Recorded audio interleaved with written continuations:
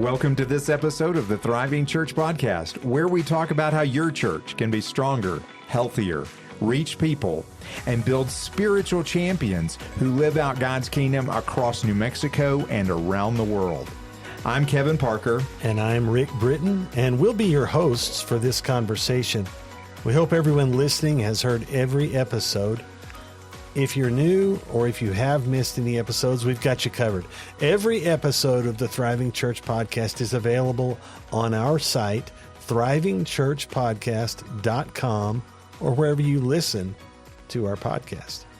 But right now, we're here and you're here. So let's dive in. We've got a great episode ahead. This is Church Planting for Beginners. Church Planting for Neophytes. We have a guest. We do have a guest, and we're excited about our guest. We had him last week, and he did such a good job that we've brought him back. We renewed his contract. We did. Released him from his cage. And here in the studio with us today, Matt Thackerson. I was thinking about putting myself into the transfer portal, actually. I understand Texas Tech got a guy out of the transfer portal recently. Thanks for having me back, Dr. Parker and Rick. I have such a tragic title. Rick. I just thought, wow, that sounded terrible. Yeah. So, Matt, last week we talked about that missions is a local church responsibility, and we're continuing in a very genuine way on into a related topic to talk about church planting. And we chose to call it Church Planting for Beginners because we want to engage lots of folks in thinking about and participating in church planting who maybe haven't done it before. One of the things that we love as we do our daily work here and really use as a model is a template we borrowed from our friends at the International Mission Board. They call it the missionary task, and talk about the process of going into a place and doing the work of the mission of Jesus. And even in that description, there's really a key point. You might even call it the high point in some ways. We talk about entry. You get there, you arrive, you learn the culture, you make friends, you become a part of the community. And then we talk about evangelism, sharing the gospel, disciple making, training new believers, and then healthy church planting. And out of that, then leadership development, and moving on, exit to partnership. But that healthy church planting, you can't miss the fact that church planting is so important that it's in some way the apex of the missionary task as we understand it. So with that all in mind, Matt, we're going to interview you and ask you some really difficult one-word questions. The first one is what? Tell us about what church planting is. Yeah, I think healthy church formation or church planting, there are so many thoughts and definitions. And so we want to come to a beginner's level, which is perfect because I'm a beginner at this in a lot of ways. And I get to help with in our convention, in our state, men and churches who are putting themselves out on this journey, this task of helping to start new churches or plant churches. So what is the question? What is a church plant? Maybe we could begin by saying what it's not. We're not talking about flock swap. We're not talking about moving sheep from one place to another, or starting better worship services. We're not talking about transfer growth. We're really talking about life transformation, about going into a place and seeing maybe in some context of the world where there are unreached people groups or unreached people who have no access to the gospel. We want to go in with entry and evangelism and making disciples. And then out of that, those new disciples, those new converts, the Bible shows all kinds of evidence of gatherings of disciples, of a desire, even from the beginning in Genesis, the desire for man not to be alone. And then throughout Scripture, seeing really a need or a call for that. So we want to organize the people of God in a way that we call it the local church. I think, back to previous episodes of this podcast, emphasizing what are those 12 healthy characteristics. Yes. We want to organize those people by God's will into the local body of Christ, who are doing those 12 characteristics, who are proclaiming the gospel, who have been, planted from a very small seed to a church that's producing fruit, that's multiplying, that's really making an impact in their local context. So it could be planting people, Christians, are reaching out for unreached in an unreached specifically context where there's no gospel access at all, or even in our state where there is gospel access all around our state, but maybe a particular field that hasn't been worked yet or needs to be reworked, where there's no strategy, there's no local church who's saying, let's reach the people in our context, in our community, in our village, in our town, in our city with the gospel. So when we talk about the what beginner statement, what is church planting? We're talking about someone going out with the intentionality of making disciples in an area where a healthy church is desperately needed so that the propagation of the gospel happens and the glory of God is revealed in that local context. You're reminding me of something we talked about before, Matt, and it's a little bit different. We've talked about times when churches get planted out of abundance. Yes. Talk about that.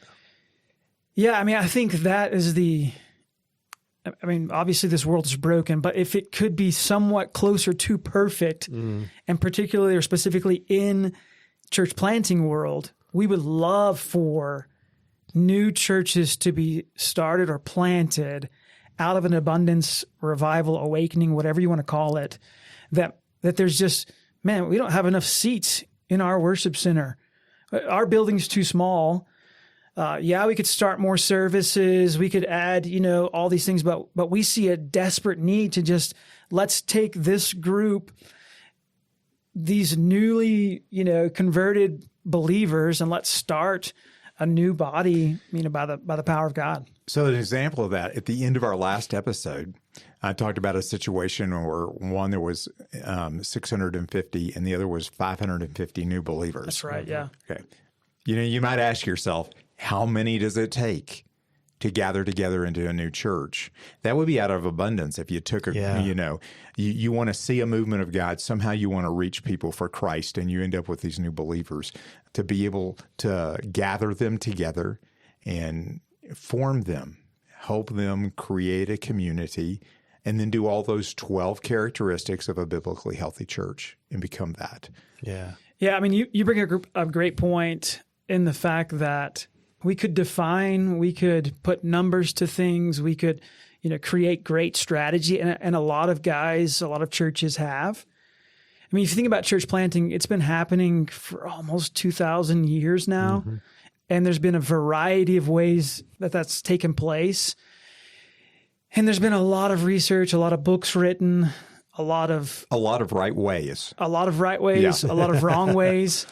There have been churches that have started and then quickly they're no longer. There have been churches that have been started or planted and they were around for hundreds of years. And then for whatever reason, it may be good, it may be bad, those churches aren't around anymore. But I think in the context of New Mexico, I like the thought of every church in New Mexico was once a church plant. That's right. Yes. It was new. Yeah. It was a new church at one point in the history of churches in New Mexico. That's almost a great way to think about what are we talking about? Because they all started from some tiny kernel. Sure. That's right. That's right.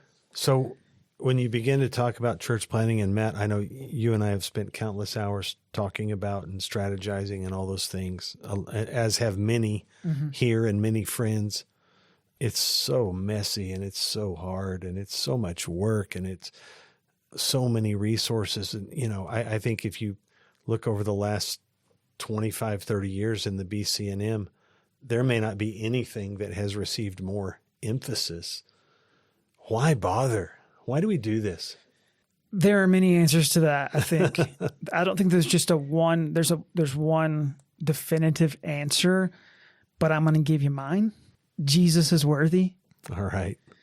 I think we're putting so much emphasis in this because the local church really is the hope of the world. Absolutely. As we mentioned in the last podcast from 2 Corinthians, and God is making his appeal to the world. He's pleading to the world through local ambassadors, through ambassadors of Christ. And when those ambassadors gather together and they put on display what Jesus prayed in John chapter 17, that they may be one as the Father and the Son and the Spirit are one, really. When they do that, their unity from Psalm 133 really gives us a picture of this too, but their unity puts on display something that's out of this world. And so why put so much emphasis on it? I mean, practically, if every New Mexican was saved and we put them into healthy churches, we don't have enough room in our buildings. Right. So we'd have to, out of abundance, start something. So we could look at it practically like that. For me, and the way my mind works, why do we do this? Because Christ is worthy. Because we want disciples to be growing and maturing in Christ. And we think that the way that happens is through a local church, through healthy churches, through healthy pastors, through healthy discipleship, through the 12 characteristics of a healthy church. We think that's the best way for an individual believer, follower of Jesus, to grow in their walk with Christ is through a local church. And I think in our context in New Mexico, why also? Because we have some unworked fields. We have some needs in our state of some local context, some local fields that are unworked. And so we want churches to say, hey, if we can't do this on our own, let's partner together and let's strategically go after these people in this field and proclaim the gospel with them so that they might also hear it and respond, we hope, in a way that glorifies Christ. And then they can gather also and become part of the local church. So need is always a big part of the why. And you know, I remember being a young church planter when I walked that journey and having, you know, at that point been on staff as a music guy and a youth guy and all kinds of other guys, and thinking, man, the simplicity sounds really nice.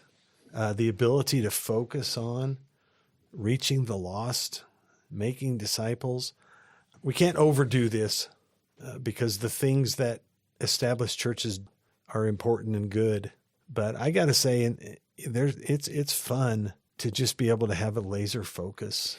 Yeah, on the mission. I mean, I think that's a really valid point, Rick. I think back to when I was pastoring, and Kevin, I mean, you can relate to this also because we were in a smaller town in the state, so we have similar context where really the pastor has to be a multi-tool, like a Gerber multi-tool, which MacGyver uses really well, but it's not always the best scenario. But I think about you're hyper focused or laser vision when it comes to church planting. Really, a church planter has, I don't want to say singular focus, but like, let's go after the people that no one else is going after. Yeah. Who are those people? So you have to do some, in the missionary task entry, it's like cultural exegesis. You really have to go into the community and say, let's map it out. You don't have to call yourself a spy, you know, like from the Old Testament, but you could, you know, if you needed that to help fuel you, you could say, I'm going to go in and spy out this land for the sake of Christ and his kingdom, but I'm going to look for the people that no one else, you know, I don't want to call them the untouchables, but, you know, the people that no one else is going after, the fields that aren't being worked. What are those particular, we could say people groups, but what are those people in your local context that no one else is going after? And maybe an established church, maybe they just don't have the capacity to reach because they have so many other, you know, things that they're giving their attention or their time to. Not bad things, but just things that they're giving their attention, their time to. I'll tell you, I love the concept of a church planter and a new church and a church plant because what you're saying is absolutely true. And some guys that planted a church and have been there a long time, I've talked to them, and they start talking about this, how it changed. The things that a pastor of an established church is focused on are real, and they're necessary, and they're time-consuming. But that, I guess, group of things that capture their attention gets broader and broader, and it's harder and harder to focus on any one thing. I don't know that there's really a pastor out there who doesn't want to have a spiritual impact and doesn't want to win the world to Christ. But it's hard to have that kind of laser focused. And I can tell you, just as a pastor, I've appreciated guys called to do that. They can go out there and do exactly what you're talking about and focus on the community and look at people. And all they're really looking at is winning people to Christ. They don't have to worry about replacing the 52-year-old air conditioning system. Right.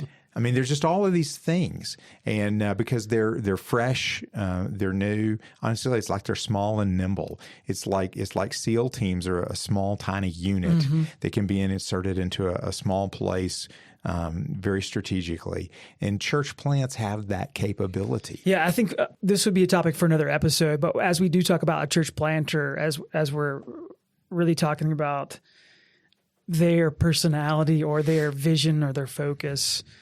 A question I think every pastor should ask themselves often is, what is occupying your thoughts? What is occupying your time? And I think the list just could be huge. Yeah, it could be huge. And that's a great question. And I think when we're talking about the why of church planting, there's nothing bad about an established church. Not at all. We need fresh, new churches too. Because there's something they have. Yeah, because it's the established churches who are helping to equip and train and send out church planters to begin these new church plants. Right.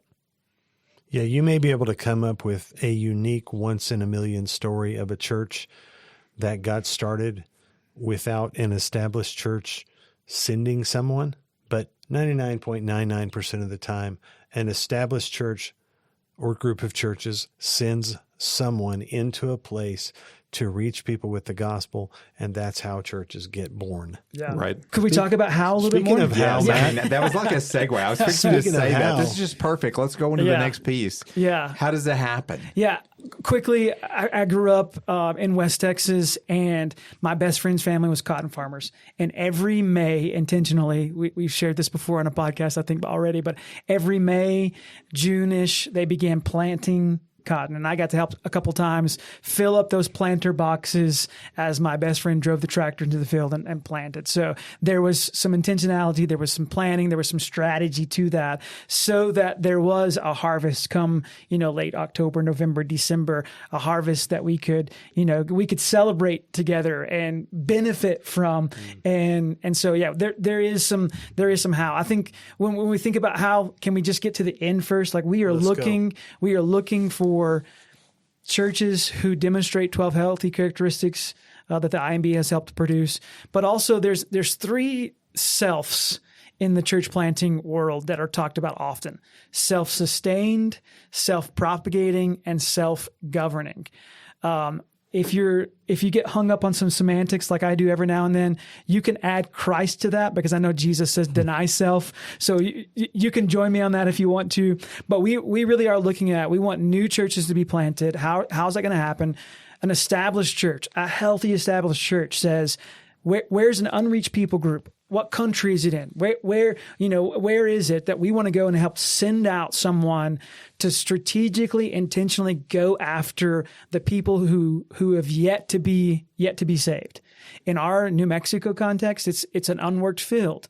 It's an area, a community, a neighborhood, a village, a tribe maybe, that's an unworked field that we want to say a healthy church raises up someone, sends them out.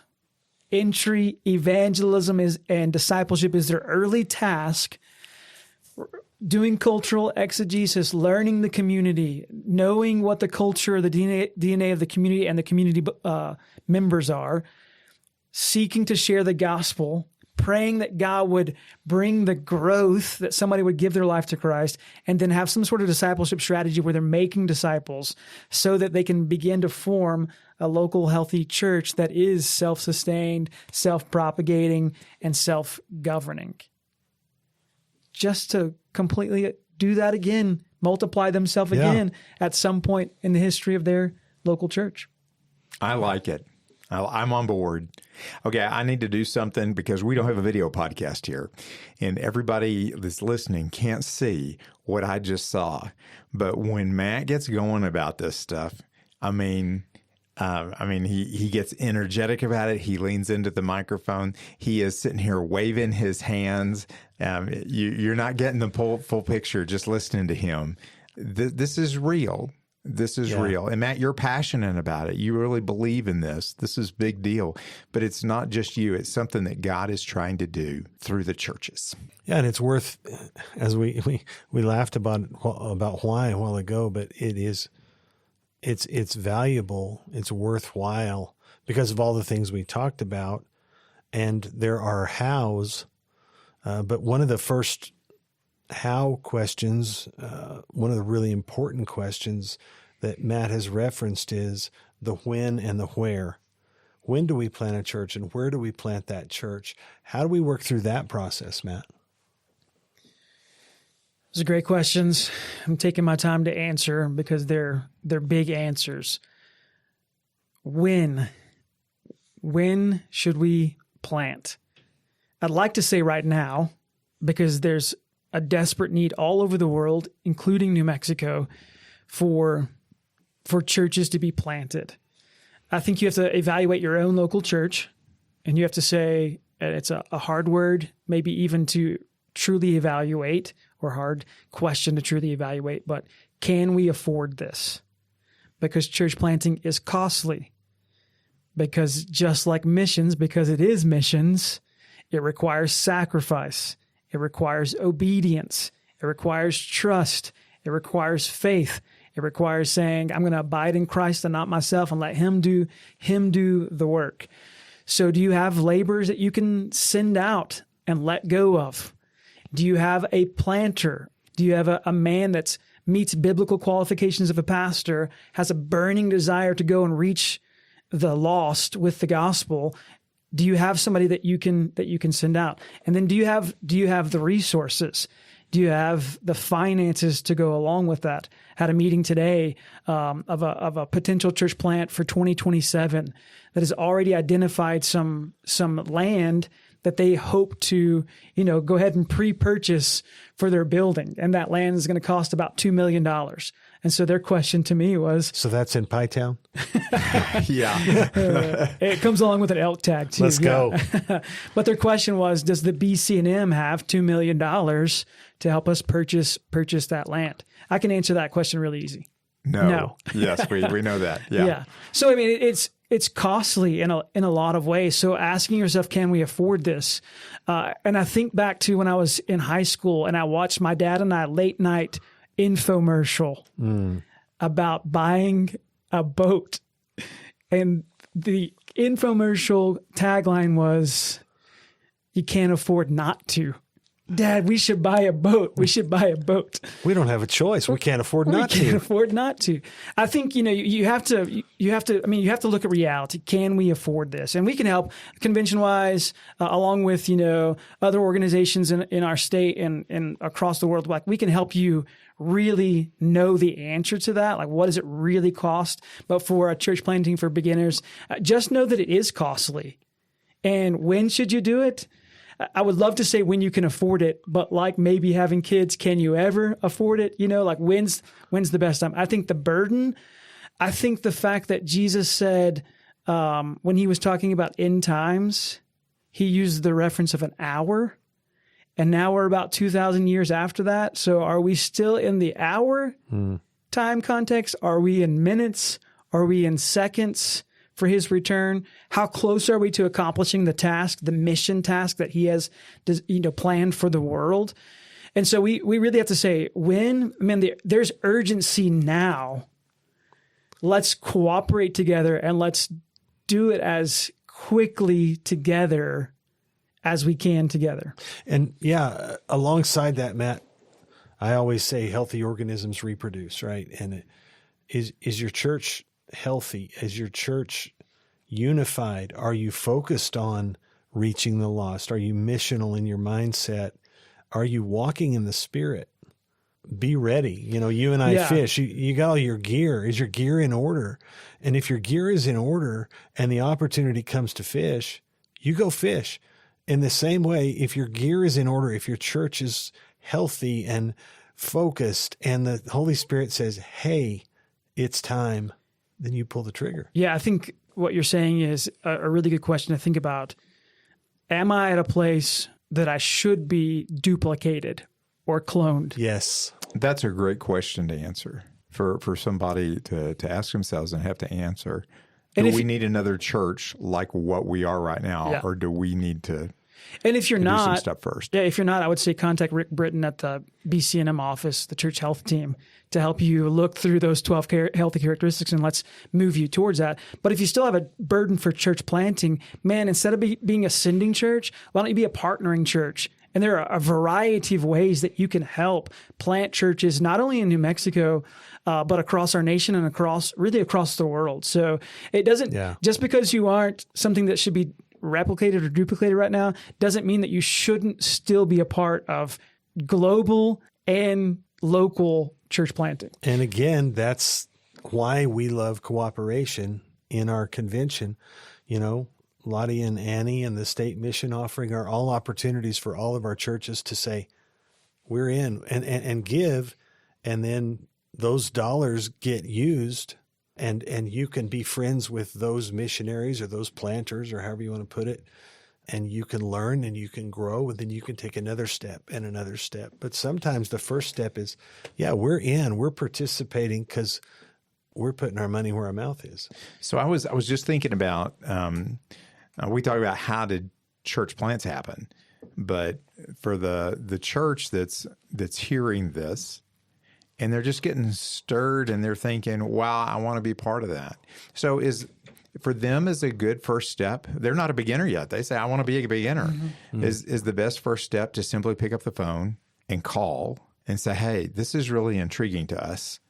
We're really interested in this. Talk to us about how we can start stepping into it. Is that a good approach? Yeah, absolutely. I would say call here. If you know a church planter or a church plant that's close to you, even call them. Sit down, take that planter out for lunch, include his wife, maybe take them out for dinner, pay for them because they're always in need of a meal, and just ask them, like, what are some needs? How did this happen? Get them to share their story. Get them to talk about current wins, things that they're celebrating, lives that have been changed, life transformation that's actually happening. Get them to share those stories. So if you call or email one of us sitting here at this table, we're going to give you good direction, but we're probably going to help connect you with one of our local churches as well, church plants as well. Call your regional missionary or call our church missions team with Matt and Diana, because those are our experts, honestly. Our regional missionaries, one of the things that with those guys, they're so important to us. Those guys are our functional church plant catalysts here in New Mexico. They're going to work with Matt and his team to walk beside you in the process of being a sending church. Each of those guys in various ways has been engaged in this kind of ministry. Guys have served on foreign fields with IMB. They've planted churches here in the States. They've, and so, our desire is that you would connect with your local guy and the guy he works with, and Matt here and Diana here in the office, and take advantage of their help and their expertise. And so we've got 4 questions. We have 1,000 answers that we could give to these, but if a church is just really interested in this, the path is not far away. All they need to do is reach out and call. Yeah, Rick asked the question of when and where. I think where is a good question to maybe wrap up with. So where? I already mentioned unreached people groups and unworked fields. Figure those out. Where are those? Joshua Project, IMB give us good stats on unreached people groups across the world. Where are they? So globally, get that in your mind. Let's join in. That's part of the mission sending that a church is a part of, or joining in on that global mission is part of a goal of a missionary is healthy church formation. is church planting. And so because of that, if you have a burning desire to know about these unreached people groups, go to Joshua Project or go to IMB. Both of those sites have great stats on unreached people groups. In our local context of New Mexico, where we're taking ownership of the boundaries from Acts 17 that the Lord has put us in, and we're going to say, where in New Mexico do we need to plant new churches? We think about unworked fields. We think about places where it's really dark and there's little light. We're thinking about people in your community who are least likely to hear the gospel. Who are those people, and why are they the least likely? Is it because there's little gospel presence, and so we need to put more kingdom-filled laborers in that area? And there are some strategic places in our state that we've recognized and said, these are areas in our state that are in need of a healthy church. And New Mexico is so diverse. They're not cookie cutter. They don't all look the same. So because of that, we need, like Christ has been doing for thousands of years now, we need a variety of people who are willing to say, I'm willing to go. I have a burden for these people because they're lost and they need the gospel. Yeah. And that's the point to everything we're doing here. So on that note, it's time to wrap up. Matt, thanks a million for joining Kevin and I and all of our listeners today. And we thank you, our listeners, for listening as we explore what it means to be a thriving church. Remember that all of our convention's missionary staff, including our regional missionaries, which we talked about, are available to answer your questions and to help your church thrive. If you need to contact us, we mentioned that several ways today. Visit thrivingchurchpodcast.com and click on Contact. The podcast site again is thrivingchurchpodcast.com. So until our next episode, remember this: our mission is God's mission. Our power is His power. He's at work within you. We hope you'll have a great Sunday this week. I'm Rick Britton. And I'm Kevin Parker. We look forward to our next time together on the Thriving Church Podcast.